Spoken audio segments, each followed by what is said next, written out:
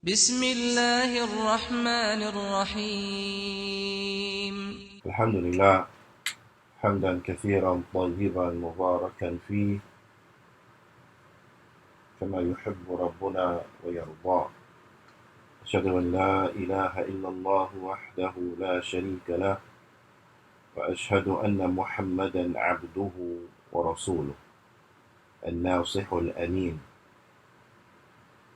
اللهم صل على نبينا محمد وعلى آله وصحبه أجمعين ومن تمسك بسنته إلى يوم الدين. ثم أما بعد. Alhamdulillah ala ni'mat al-Islam wa sunnah. All praise and thanks belong to Allah for guiding us to Islam and for guiding us to the sunnah.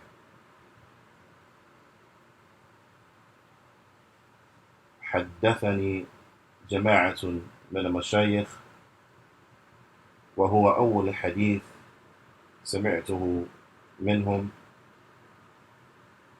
بإسناد كل إلى سفيان بن عيينة عن عمرو بن دينار عن أبي قابوس مولى عبد الله بن عمرو عن عبد الله بن عمرو بن عاص رضي الله تعالى عنهما عن رسول الله صلى الله عليه وسلم أنه قال: الراحمون يرحمهم الرحمن، ارحموا من في الأرض يرحمكم من في السماء. The Prophet sallallahu alayhi wa sallam, he said in his hadith, and his hadith is musalsal bil awwaliyah, that verily those who show mercy, they will be shown mercy by the most merciful. That those who show mercy, they will be shown mercy by the most merciful. Be merciful and show mercy to those who are in the earth, and the one who is above the throne will show you mercy.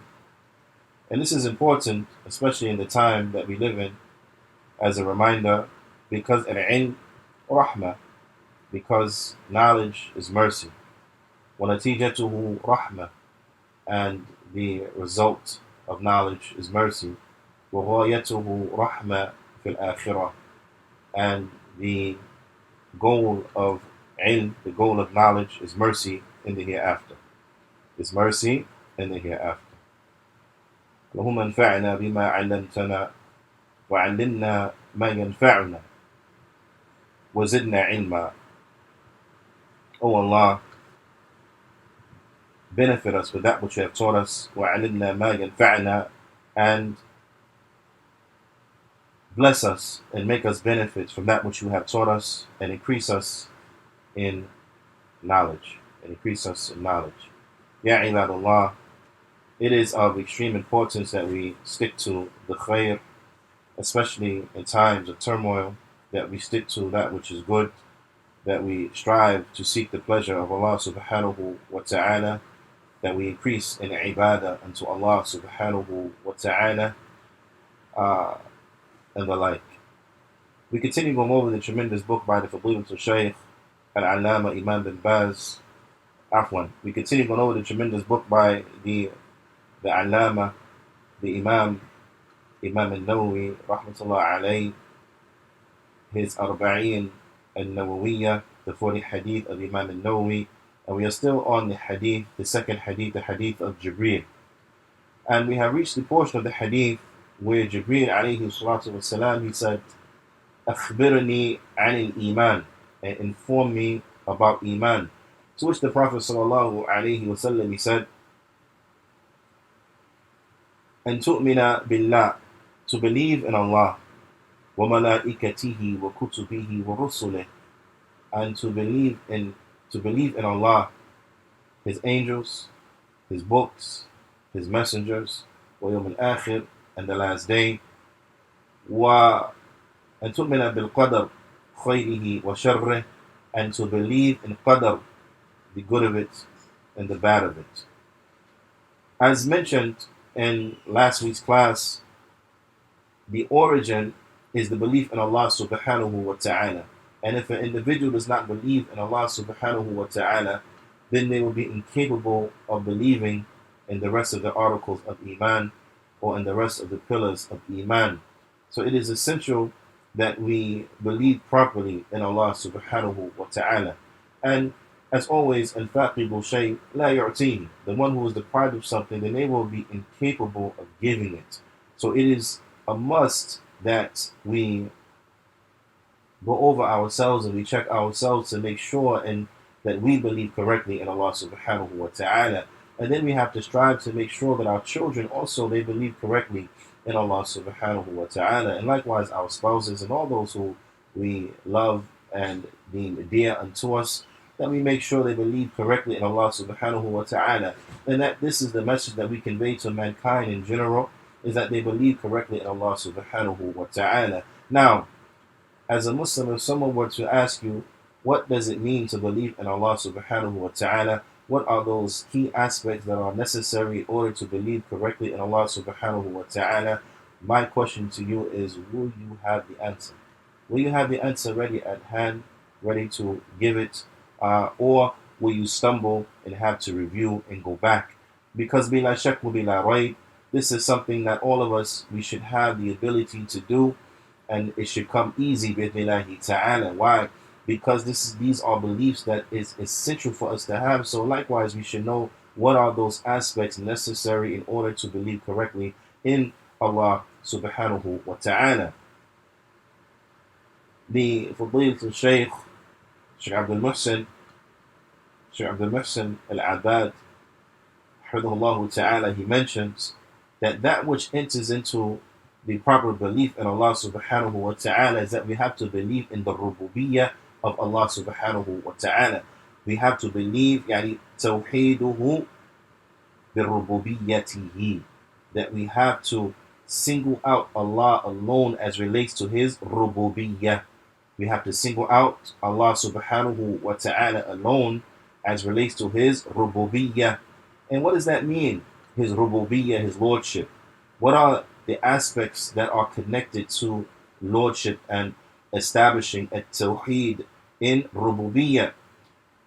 The Shaykh, he mentions, he says, وَإِقْرَارُ بِأَنَّهُ وَاحِدٌ فِي أَفْعَالِهِ, is that we acknowledge that Allah is one in his actions. That Allah subhanahu wa ta'ala is one in his actions.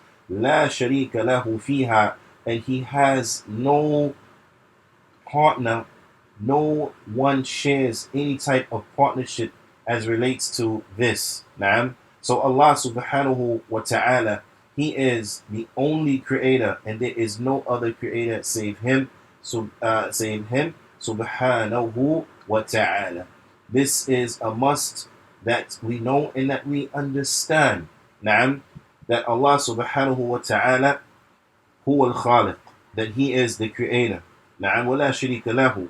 And so he mentioned kal-khalq wal-rizq, like in the creation, in the provisions, giving of provisions, that it is Allah subhanahu wa ta'ala, he is the one who gives the provisions. And that if Allah subhanahu wa ta'ala withholds the provisions, then there will be no one who can give you provisions. And if Allah subhanahu wa ta'ala has decreed that provisions reach you, there will be no one who can take what was meant from you or meant for you. There was no one who can take from you that which Allah Ta'ala has allocated for you. It is incumbent that we understand the likes of these things and that we convey this to our children, and that we ourselves are affected and impacted by them. Because how many of the times you find individuals, they will give in and they will compromise their being out of fear of poverty, out of fear of going hungry, out of fear of not having this or not having that, out of fear of losing wages, so on and so forth, forgetting the fact that what? That Allah subhanahu wa ta'ala huwa ar-raziq. Allah subhanahu wa ta'ala, he is the one who gives the provisions.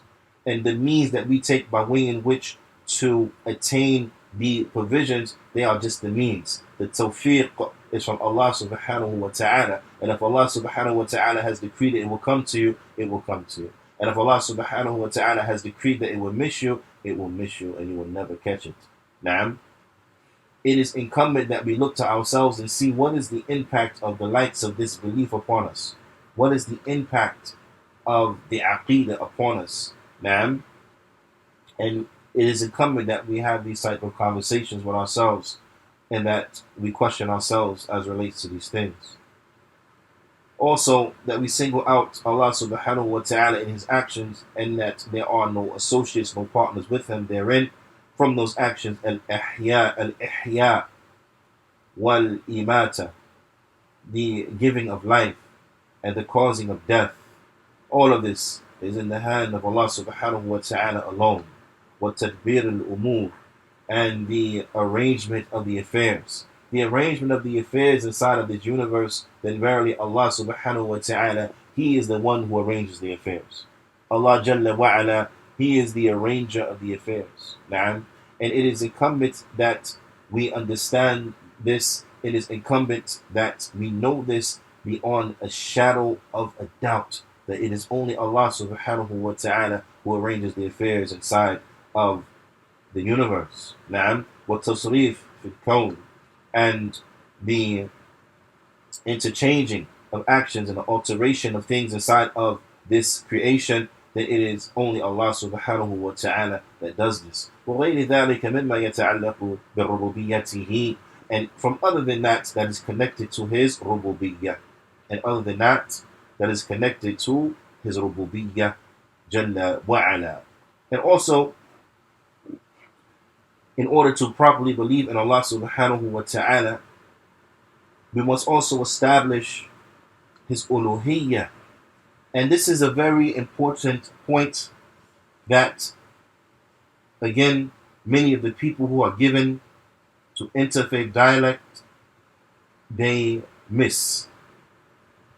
Naam, the belief that Allah subhanahu wa ta'ala exists, and this is fundamental, this is important. The belief that Allah subhanahu wa ta'ala, he is the creator, that he is the sustainer, that he is the giver of life, causer of death, that he is the arranger of the affairs. This is important. Bila shakku bila raib, and it's a must, it has to be there. Man. But that's not it. If a person does that and does that alone, this is not enough to constitute their proper and correct belief in Allah subhanahu wa ta'ala. This is a start. Bila shak wa bila raib. But this is not the whole of what will constitute proper and correct belief in Allah subhanahu wa ta'ala. But also that we must establish the tawheed of uluhiyyah. We must establish the tawheed of uluhiyyah. And this is tawheeduhu bi af'al al-ibad. This is the tawheed of Allah subhanahu wa ta'ala as relates to the actions of the slave. As relates to the actions of the slave. Meaning that what? That the slave, he gives all of his worship, all of his ibadah. It belongs to Allah and to Allah subhanahu wa ta'ala alone, without any of associating of partners with Allah subhanahu wa ta'ala as relates to his ibadah. All of the ibadah belongs to Allah and to Allah subhanahu wa ta'ala alone. Kad-du'a, the Shaykh brings example.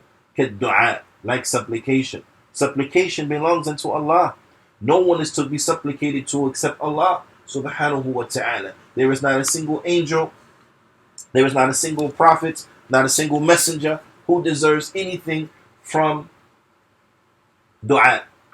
There is not a single prophet, there is not a single messenger who deserves anything from any aspect of ibadah, from any type, any form, any category of ibadah.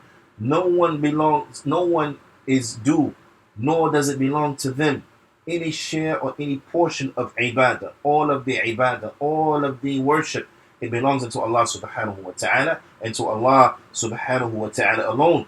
Dua, like supplication, belongs unto Allah. Na'am.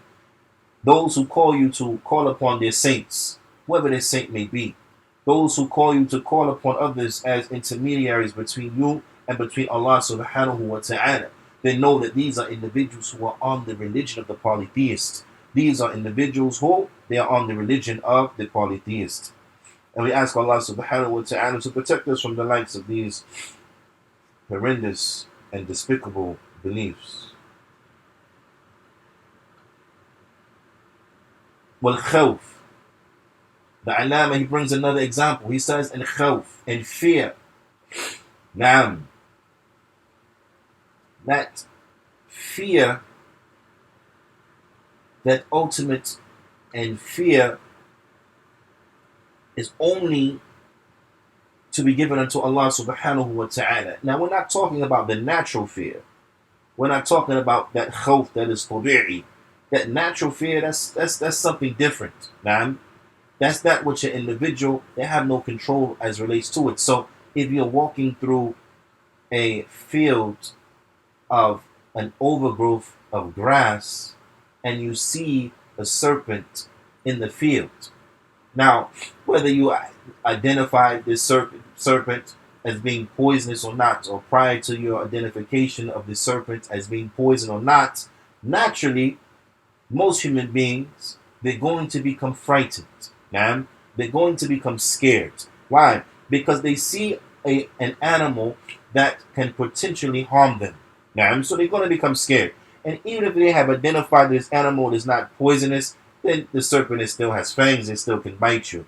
Right? Even doesn't inject poison in you, it can still bite you and puncture your skin. So to be scared of such is a natural fear. This is not what we're talking about. We're talking about that type of fear that will cause the individual to disobey Allah subhanahu wa ta'ala. That type of fear that will call a person to do the haram and to make shirk and so on and so forth. This type of fear. That type of fear where an individual, they have an unnatural fear. Khawf sirr. They have a hidden fear from something. Like those who are scared of the ones who are dead in the grave.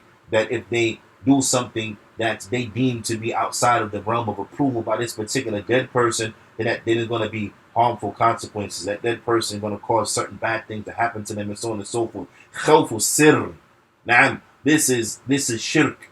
This is shirk.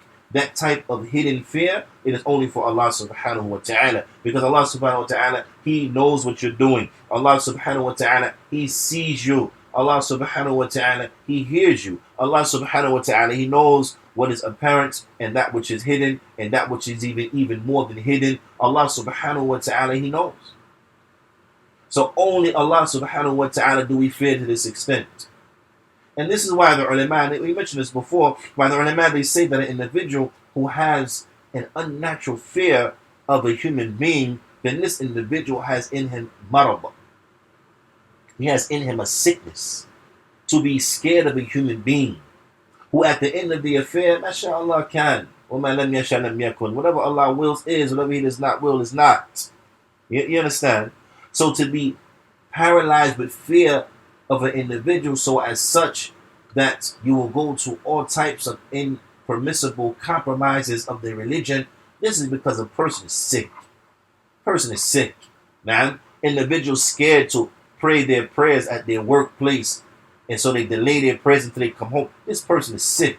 What are you scared of? Scared of this one for what? What are they going to do to you? Now, it is incumbent that we understand the likes of this reality and where this fear really stems from, and that is a sickness, so that we alleviate ourselves from it, so that we are not those who are plagued by the likes of this fear, so that we are those who we fear Allah subhanahu wa ta'ala. No matter what consequence we may think will come to us for whatever, we fear Allah subhanahu wa ta'ala. So we're going to establish that which Allah ta'ala has made obligatory upon us, and we're going to stay away from that which Allah subhanahu wa ta'ala He has made prohibited upon us, not fearing any man, not fearing the blame of the blamers, so on and so forth. Ala kulli hal. But raja, and to have hope.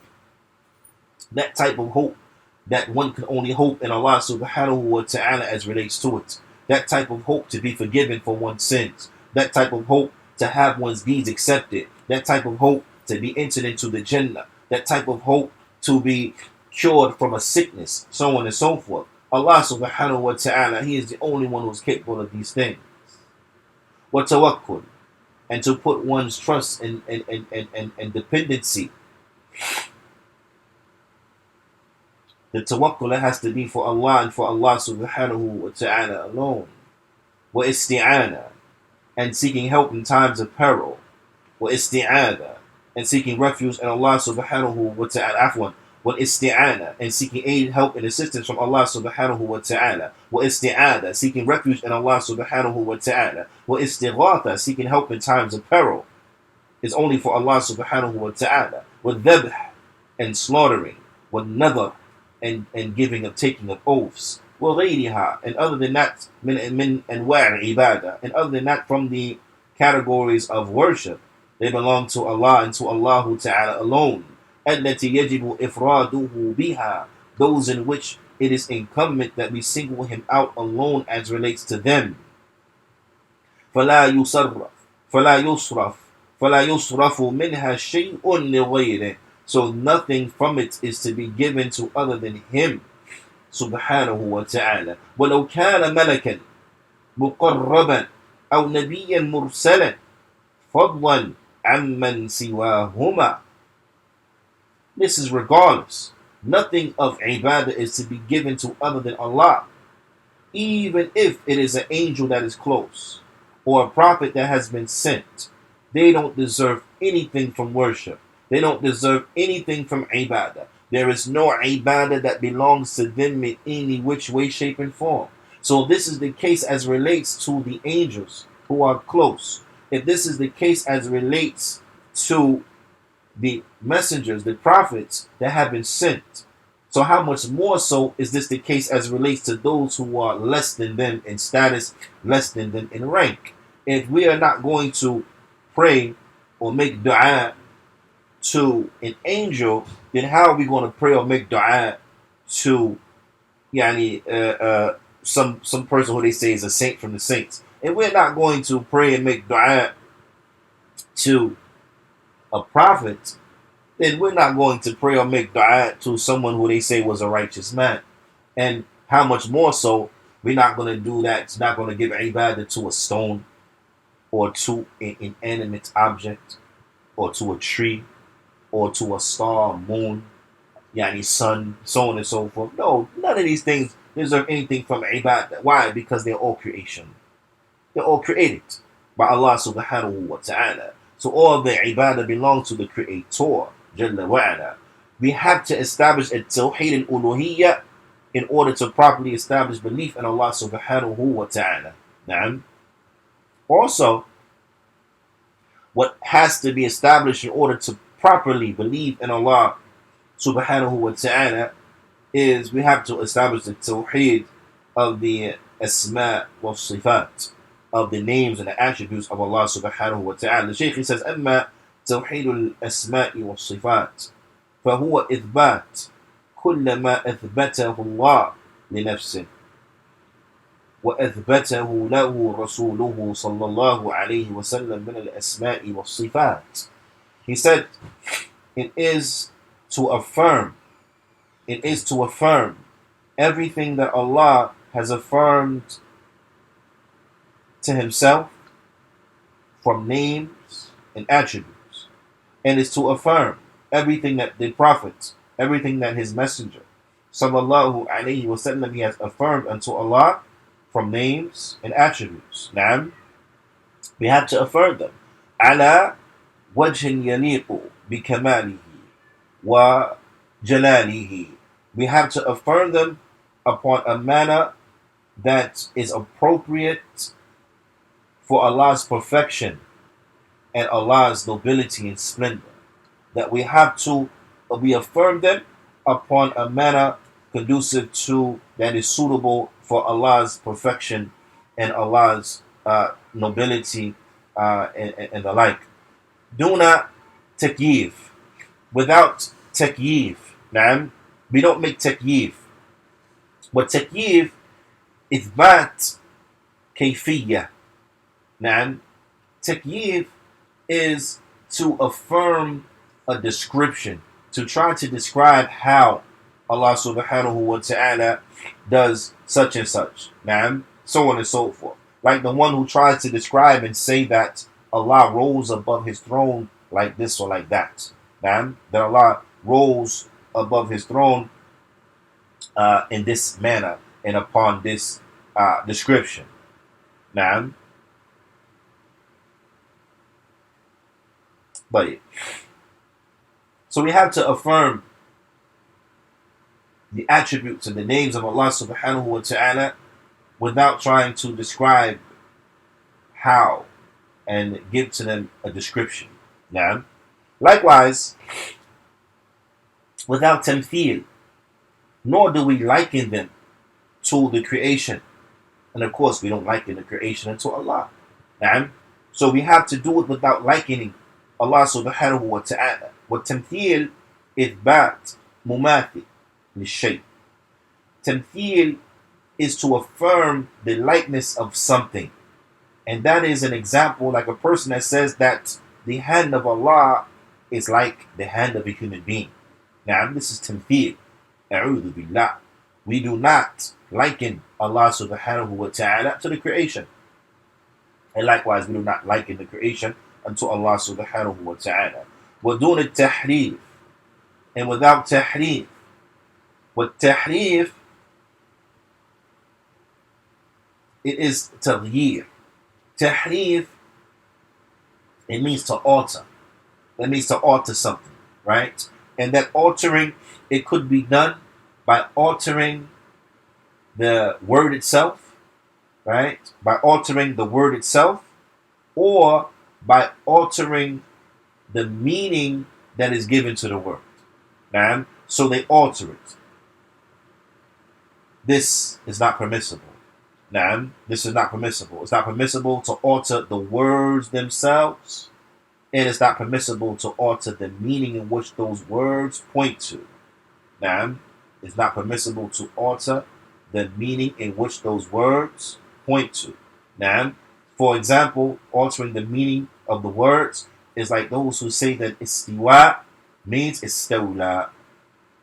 That istiwa, it means istawla. That rising above the throne, then it means conquering the throne. So they don't change the word. The word remains the same, istiwa. But they say that what it means is to conquer. To conquer. And his meaning is false. A person with the intellect, they will look at it and understand his meaning is false. Because in order to conquer something, that means at one point that thing was greater than you, and thus you had to conquer it. You understand? To conquer something, that means that at one point that thing was greater than you. I'll give you a simple example. If there was a big bully, strong bully, and he picked upon one that was much weaker than him, now one who was inferior to him in their level of ability of fighting and so on and so forth, you want to say, oh, he conquered him. You understand? You wouldn't say he conquered him. But rather, if it was the opposite, if the little one conquered the big strong one, or beat the big strong one, then you will say he conquered him. So in order to conquer something, this means at some point that thing was greater than you. And to associate such a description to Allah subhanahu wa ta'ala, this is heresy. This is heresy, bila shakku bila rayb. Allahu akbar. Allah ta'ala, he is the greatest. Naam. على كل حال ولا تأويل أو التأويل. We do not do ta'wil. What ta'wil is to give a false interpretation. أو تعطيل. Nor do we do تعطيل. تعطيل is to negate. It's to negate the names and the attributes of Allah subhanahu wa ta'ala. Like the people of bid'ah, they do. They negate Allah's names and attributes. وَعِيَاذُ بِاللَّهِ. In order to properly believe in Allah subhanahu wa ta'ala, we have to believe in his names and his attributes without trying to give them a description, without likening them to the actions of humans, without changing and altering the words, the expression, or the meaning, and without giving a false interpretation, and without denial, without denying the names and the attributes. If Allah subhanahu wa ta'ala has informed us of such, who are we to deny it? If Allah has informed us of such, who are we to deny it? Who are we to say no? Yeah, subhanallah. Now, well, also, وَتَنْزِيهُ عَنْ كُلِّ مَا لَا يَلِيقُ بِهِ. And we have to negate from Allah subhanahu wa ta'ala all those things that are not befitting. All of those things that are not befitting, that they are attributed unto Allah, then we negate them. Now, we negate them. For an example, Allah subhanahu wa ta'ala, he is just. So injustice is negated from Allah subhanahu wa ta'ala. Now, if a person tried to describe Allah in such terms, we would reject that. Say, no, Allah Ta'ala is not unjust. No way. But rather, Allah Ta'ala, He is the just. He is the one who puts everything in its proper place. Jalla wa'ala. Now, so those things that are not befitting unto Allah, we negate them from Allah subhanahu wa ta'ala. Kama fi qawlihi ta'ala. Like it is in Allah Ta'ala's statement, Laysa kamithlihi shay. That there is nothing that is similar unto Him. Now, so in that we are negating from Allah subhanahu wa ta'ala that which is not befitting that it be described or associated with Him. There is nothing that is similar unto Allah subhanahu wa ta'ala. وَهُوَ السَّمِيعُ الْبَصِيرُ. And He is the all-hearer, the all-seer. فجمع في هذه الآية بين الإثبات والتنزيه. So in this ayah, Allah subhanahu wa ta'ala, He combines between what? Between the affirmation and between negating from Him that which is not appropriate. So between affirming for Allah subhanahu wa ta'ala that which He has affirmed for Himself, then we have to do it. And that can be seen in Allah Ta'ala's statement, وَهُوَ السَّمِيعُ الْبَصِيرُ. And He is the all-hearer, the all-seer. We affirm that. We affirm that Allah Ta'ala, He is the all-hearer, all-seer. But as far, and then we also at the same time, we're negating that which is not appropriate that it be associated with Allah subhanahu wa ta'ala, and that's in the statement, لَيْسَ كَمِثْلِهِ شَيْءٍ. There is nothing that is like Him. There is nothing that is like Allah subhanahu wa ta'ala. طيب. فَلَهُ سُبْحَانَهُ وَتَعَالَى سَمْعٌ. So Allah Ta'ala, He hears. And we affirm the fact that Allah hears. But at the same time, we negate any likeness between His hearing and the hearing of the creation. So we affirm Allah Ta'ala, He hears. لا كأسماع. He hears, but not like the hearing of other than Him. Because Allah Ta'ala, He's perfect in His names and His attributes. Allah Ta'ala, He's perfect in His descriptions, whereas the creation, they're imperfect. They're not perfect. They're not perfect. Nothing hears like Allah subhanahu wa ta'ala hears. Likewise, we affirm the sight to Allah subhanahu wa ta'ala. وَالْبَصَرُ لَا كَالْأَبْصَارِ. We affirm that Allah Ta'ala, He sees. But all the other things that see, they don't see like Allah subhanahu wa ta'ala. Allah Ta'ala, He's the all seer. He sees everything. Because Allah Ta'ala, He's perfect. He's perfect in His names and His attributes. So while establishing that Allah subhanahu wa ta'ala is perfect in His names and attributes, we also acknowledge the fact that what? That there is nothing similar to Him in that, and we negate that there is nothing like Him in that, and we negate any likeness for Him as relates to His names and His attributes or His attributes. But وهكذا يقال في كل ما ثبت لله من الأسماء والصفات. And this and the likes could be said of everything that has been affirmed unto Allah from His names and from His attributes. Everything that has been affirmed to Allah from His attributes, then likewise. The same thing like was done with His name, His two names, As-Sami' wa Al-Basir. Then likewise with the rest of His names and the rest of His attributes is that we affirm them to Allah subhanahu wa ta'ala, and we negate any likeness of anything in those names, attributes, and descriptions. And then the great Allama, Shaykh Abdul Muhsin, he goes on to get into the next point, and that is the belief in the angels. But bi'ithnillahi ta'ala, we will say that until the next time. فنكتفي بهذا القدر. وصلى الله وسلم على نبينا محمد وعلى آله وصحبه أجمعين، وجزاكم الله خيرا.